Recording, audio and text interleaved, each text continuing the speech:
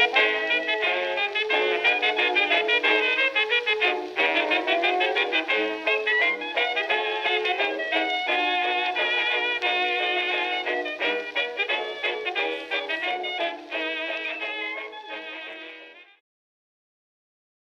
and welcome to the Old Garage number 48. I'm Wild Bill, and questions, got a few of them this time. Got some silliness, got a shout out, so let's get her done. So first question comes from the last, the Old Garage number 47, and it was from James MacArthur, and he asked, you mentioned road taxes and import taxes. How were cars regulated in the vintage era? Well, yeah, road taxes and import taxes were pretty common, and still are for that matter, even today. But as far as national regulation of cars, there wasn't a whole lot of it. Most of the industry was self-regulated as far as safety and car design, etc. A lot of the regulation that you had on cars, you know, whether it was a national level, regional, or local governments, had to do with when you could operate them. You know, there were, like there were countries, that said you can't drive cars on Sundays. There were regional governments and local governments, cities, towns, and villages and such, that would do something similar, and some would even ban their use completely. You can't operate a car in this town or in this state. that was relatively common, actually. But as far as regulating the car industry, not much was done. Most of the regulations had to do with operating the car on the road itself. Okay, what side of the road to drive on, who has the right of way, and such, and traffic safety as it started to become the thing. In the early 1910s, you started seeing things show up like stop signs and yield and issues like that. So it just wasn't until cars became truly prolific in the 30s and 40s.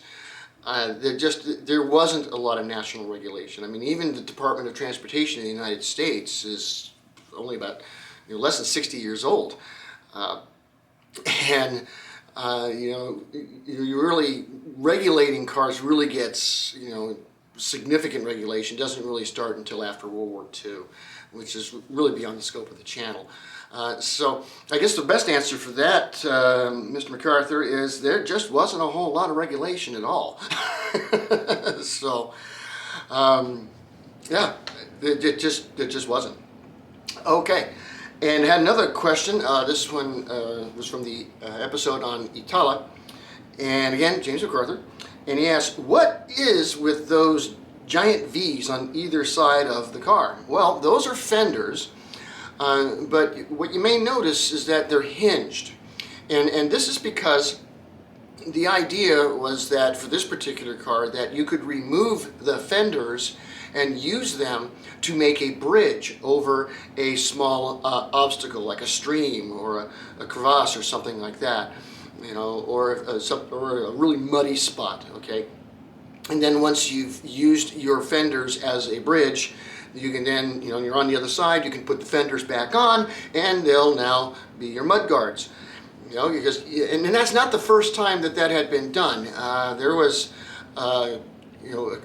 cars a few cars in the first decade of the 20th century that did the same thing. They made the fenders flat like that so they could be removed and used to help get you over an obstacle.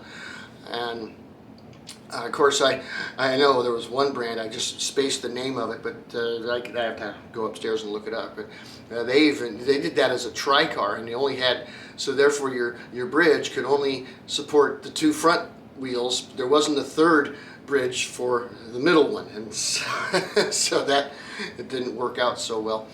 But that's what they are. They're multi-purpose fenders. You can use them to help get you out of a bad spot or across a bad thing. So that's what those big V's are. Now, I had another question, a little confusing. This was on the episode from NSU, and it was William Robert Torres, and he asked, I mean, in all caps, is it a car? What is a car? I don't know, do you? Okay, is it a car? Well, okay, well, all right, well, let's talk about what makes something a car. Well, a car is a motor vehicle. It has an engine, whether it's gas, steam, electric, mixture of any or all of the above. It's self-propelled. It is for passengers. It is designed for personal use and can be operated by a single person. And that's the most basic, you can put it. This is why, a pickup truck is not a car, because it's a truck. It's actually a cargo vehicle and not a passenger vehicle. And I know that we have now, various SUVs, we have crossovers, there's a lot of, different things going on in the car industry. But in its basic form, if it's something that you purchase for personal use, okay, and it's for moving people, okay, it's got an engine, it's not designed for a railroad, on rails or such, but you can drive it on a road or even off-road if necessary. And it doesn't take two people to operate the thing. That's a car, okay? Now, so many cars are used commercially. Just ask anybody who does Uber or DoorDash or your various taxis. But nonetheless, a car is still, even if it is used in a commercial manner, it's still one that you can use personally too. And so, yeah, that's how I would define a car. That's how I've defined it on the channel. In fact, I did an episode, a couple years ago. Can you believe this channel's over 3 years old now? But it's an episode called Almost Cars, and I actually go into the definition a little more thoroughly in that episode. Go ahead and check that out. Okay. Now, another question came from the episode on Horch, and this was from Liz J. Hi, Liz. Hi, Ginger. Lily Long Toes. Okay. And she asked, do you know why Horch was so set against smaller, less expensive cars? Did he feel the hoi polloi shouldn't drive? He may have been right. It wasn't necessarily that. With Horch, it was a small car that is not expensive. That usually also means that it's not well built. It's cheaply made. A lot of corners are going to be cut that are going to make the car not last and not be safe for the driver, or the passengers, or other people on the road. Because at this time, the first decade of the 20th century, cycle cars were becoming popular, and cycle cars as a species, didn't really last past World War I much, and there's people who kind of do it now as a nostalgia thing, but a cycle car was basically a car with a small engine, bicycle wheels and tires, very short wheelbase, very narrow wheel track, but these things only weighed, with engine and fuel, only less than 300 pounds typically, and so even if it only had a 10 horsepower engine, in most cycle cars could only carry, driver alone, sometimes driver and passenger, but that was actually not as common. You put, 10 horsepower or more into a car that light, that thing's going to be able to go 40, 50 miles an hour.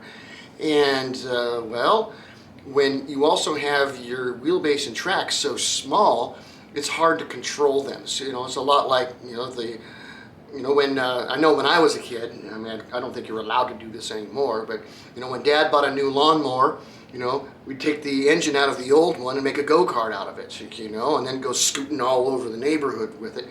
And they were quick and they were fast, but extremely unstable, extremely unsafe. And like when I was a kid, the cycle car owners typically didn't wear helmets, didn't have safety gear, seat belts, or anything like that. It was, hey, You know, if you break your arm, it's your own darn fault.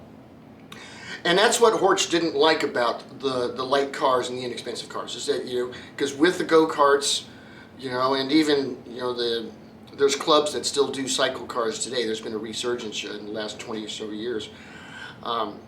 They just weren't safe. They weren't well built. They didn't last. And he was like, no, if I'm going to build a car, it's going to be made of quality and it's going to last, okay? And it's going to have a modicum of safety to it, you know, which is why he started Audi. And so that's why he did that, and that's what his attitude was. So there you go. Okay, there's the questions. Okay, all right, let's go to some silliness here. Now, for the silliness today, I have already talked about some features on vintage cars that were just, what were you thinking? Why did you do this? But I figured today I'm going to do my top 5 features found on vintage cars that I actually thought were cool, but you don't find them on cars today. So at number 5, we have the floor-mounted dimmer switch. Now, this is older than you might think. The floor-mounted dimmer switch for your lights, your headlight dimmer, actually goes back pre-World War I.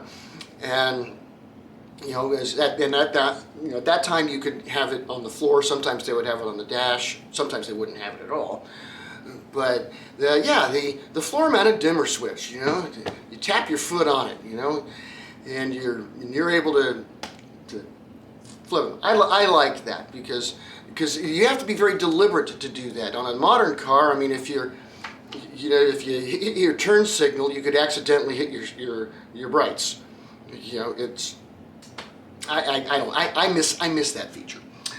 Okay, number 4, pull-up windows. Now, I'm not talking the roll-up windows. You know, there's some vehicles that you can buy today that have those, but these are the pull-up ones. This is where you've got a canvas strap attached to the glass, and you literally pull the thing up and down to open and close your window. And I think that's cool. I liked that. You know, I think it adds character to a car. So I miss the straps. Okay. Number 3, door-mounted ashtrays. Now they still make ashtrays and put ashtrays in cars today. I know in my car it's full of spare change for tolls, but you used to have the ashtrays in the doors on cars, and that again dates pre-World War I. So I miss that, you know, having the ashtray in the door. Okay, call me weird, but I do miss that. Number 2 feature, freewheeling. Now, freewheeling began again pre-World War I, and what freewheeling is a switch, usually again on the floor of the car, that when you press it, it disengages the engine from the transmission entirely, so that you're just coasting now. Okay, so if you need to slow down, you know, you're just using your brakes. But if you're on, so the engine's not going to, you know, slow you down. You know, if like you're going down a hill and you just want to coast, you can just do that and not have to shut the engine off. Again, pre-World War I, and this lasted up until about close to World War II. Problem was that brakes were not all that great, and when you're freewheeling and you are going down a hill and you find yourself going a little too fast, if you forget to or don't, you know, re-engage the engine, remove the freewheeling, well, you got a chance of burning your brakes up. Okay, because they just didn't have the power at that time, and so, you know, by about 1936 or so, freewheeling was pretty much done and never came back. But that is a cool one. I missed that one.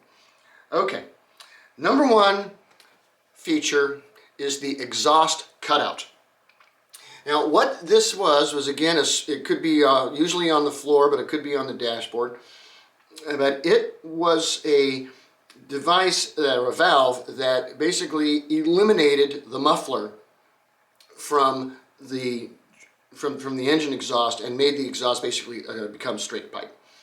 Now, the reason they did this is because at that time, these are features that could be found, you know, in the 1890s, is the cutout, because you could actually get a little bit extra horsepower out of the car by removing the muffler and getting it out of there. But of course, the car got louder, but it also, you could add an extra quarter horsepower to it.